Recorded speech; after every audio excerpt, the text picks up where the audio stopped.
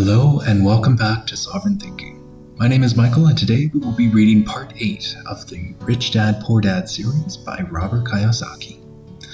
So in this part today, what we'll be doing is we will be reading through the book as we always do. But this time we're going to be covering how money problems really look like in the real world and how they are actually a reflection of your own mentality upon money. Now this lesson is all about financial literacy, so it's all about explaining why it is very important to be financially literate, and that's what we'll be covering today. But before we begin, please note that this video is not offering financial advice. Rather, we are reading Robert Kiyosaki's work for entertainment purposes only, where I provide commentary with my own personal thoughts reviewing what we have read. So let's jump in. But more money will often not solve the problem. In fact, it may compound the problem. Money often makes obvious our tragic human flaws, putting a spotlight on what we don't know. That is why, all too often, a person who comes into a sudden windfall of cash, let's say an inheritance, a pay raise, or lottery winnings, soon returns to the same financial mess, if not worse, than the mess that they were in before. Money only accentuates the cash flow pattern running in your head. If your pattern is to spend everything you get, most likely an increase in cash will just result in an increase in spending. Thus, the saying, "A fool and his money is one big party."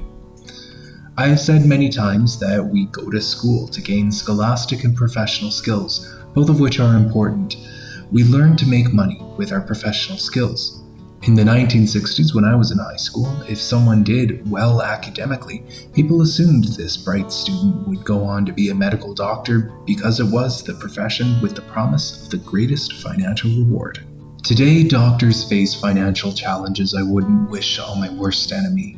Insurance companies taking control of the business, managed healthcare, government intervention, and malpractice lawsuits. Today, kids want to be famous athletes, movie stars, rock stars, beauty queens, or CEOs because that is where the fame, money, and prestige are. That is the reason it is so hard to motivate kids in school today. They know that professional success is no longer solely linked to academic success, as it once was. Because students leave school without financial skills, millions of educated people pursue their profession successfully, but later find themselves struggling financially. They work harder, but don't get ahead. What is missing from their education is not how to make money, but how to manage money. It's called financial aptitude. What you do with the money once you make it, how to keep people from taking it from you, and how to keep it longer, and how to make that money work hard for you. Most people don't understand why they struggle financially because they don't understand cash flow. A person can be highly educated, professionally successful, and financially illiterate. These people often work harder than they need to because they learned how to work hard, but not how to have their money work hard for them. Cash flow tells the story of how a person handles money. As you may have noticed, I have decided to keep the tables that I had presented to you from the last video. I feel like it's important to keep that visual on the screen just as we read through these passages because I found that I was always thinking about them and they always show up in the book as well. So even though it is my own interpretation of the images that are shared in the book, I think that it summarizes what Robert Kiyosaki is looking to convey here, and they'll actually help us as we continue learning more about financial literacy. If you find that these tables or graphics, I suppose, on the screen are helping you understand these concepts better, feel free to leave a comment, of course. But let's continue reading. How the quest for a financial dream turns into a financial nightmare. The classic story of hardworking people has a set pattern. Recently married, the happy, highly educated young people now share a cramped rented apartment. Immediately they realize that they are saving money because two can live as cheaply as one. The problem is the apartment is cramped. They decide to save money to buy their dream home so they can have kids. They now have two incomes, and they begin to focus on their careers. Their incomes begin to increase. As their incomes go up, their expenses go up as well. The number one expense for most people is taxes. Many people think it's income tax, but for most Americans, their highest tax is Social Security. As an employee, it appears as if the Social Security tax combined with the Medicare tax rate is roughly 7.5%, but it's really 15% since the employer must match the security social tax on top of that. In essence, it is the money that the employer can't pay you. And on top of that, you still have to pay income tax on the amount deducted from your wages for Social Security tax, income that you never received because it went directly to Social Security through withholding. Going back to the young couple, as a result of their incomes increasing, they decide to buy the house of their dreams. Once in their house with a mortgage, they have a new tax called property tax. Then they buy a new car, new furniture, and new appliances to match their new house. All of a sudden, they wake up and their liabilities column is full of mortgage and credit card debt. Their liabilities go up. They're now trapped in the rat race. Pretty soon, a baby comes along and they work harder. The process repeats itself. Higher incomes cause higher taxes, also called bracket creep. A credit card comes in the mail, they use it and max it out. A loan company calls and says their greatest asset, their home, has appreciated in value. Because their credit is so good, the company offers a bill consolidation loan and tells them the intelligent thing to do is clear off the high-interest consumer debt by paying off their credit card. And besides, mortgage interest tax is actually a tax deduction. They go for it, and they pay off those high-interest credit cards. They breathe a sigh of relief. Their credit cards are paid off. They've now folded their consumer debt into their home mortgage. Their payments go down because they extended their debt over 30 years. It is the smart thing to do. Their neighbor calls to invite them to go shopping. The Memorial Day sale is on. They promise themselves they'll just window shop, but they take a credit card just in case. I run into this young couple all the time. Their names change, but their financial dilemma is the same. They come to one of my talks to hear what I have to say. They ask me, "Can you tell us how to make more money?" They don't understand that their trouble is really how they choose to spend the money that they do have. It is caused by financial illiteracy and not understanding the difference between an asset and a liability. Since this book was written back in the 90s, I believe, with a couple of newer editions put out, if we bring this back to modern times, we can even go and criticize that the one-bedroom apartment or that tiny studio apartment in the example that Robert Kiyosaki had outlined is likely even outdated at this point in time. I mean, if you go and look at any major city and if you look for those tiny little apartments, if you're looking to save any kind of money living in the city, a lot of times it's still unaffordable, even for a couple. So with that said, there is even like a more dire need, in my opinion, to at least be aware of financial literacy and to be aware of what you do know about money. Now, Robert Kiyosaki in this part of the passage, he actually mentioned a little bit more about the rat race.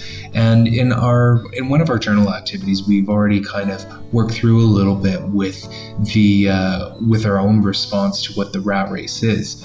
But to me, I just kind of wanted to point out here that the difference that I'm detecting between financial literacy and financial illiteracy is whether you are aware of the rat race and whether you want to investigate your own money to see if there is a way out for you to get out of that rat race. Now, I get it. Everybody's situation is, of course, going to be different, but being aware is the first step. As I always say, with awareness comes the power to change. Let's continue reading. More money seldom solves someone's money problems. Intelligence solves problems. There is a saying a friend of mine uses over and over to people in debt. If you find you have dug yourself into a hole, stop digging. As a child, my dad often told us that the Japanese were aware of three powers: the power of the sword, the jewel, and the mirror. The sword symbolizes the power of weapons. America has spent trillions of dollars on weapons, and because of this, it is a powerful military presence in the world. The jewel symbolizes the power of money. There is some degree of truth to the saying, remember the golden rule, he who has the gold makes the rules. And the mirror represents the power of self-knowledge. This self-knowledge, according to Japanese legend, was the most treasured of the three. All too often, the poor and the middle class allow the power of money to control them. By simply getting up and working harder, failing to ask themselves if what they do makes sense, they shoot themselves in the foot as they leave for work every morning. By not fully understanding money, the vast majority of people allow its awesome power to control them. If they used the power of the mirror, they would have asked themselves, does this make sense? All too often, instead of trusting their inner wisdom, that genius inside, most people follow the crowd. They do things because everybody else does them. They conform rather than question. Often, they mindlessly repeat what they have been told. Diversify, or your home is an asset, your home is your biggest investment. You get a tax break for going into greater debt. Get a safe job. Don't make mistakes. Don't take risks.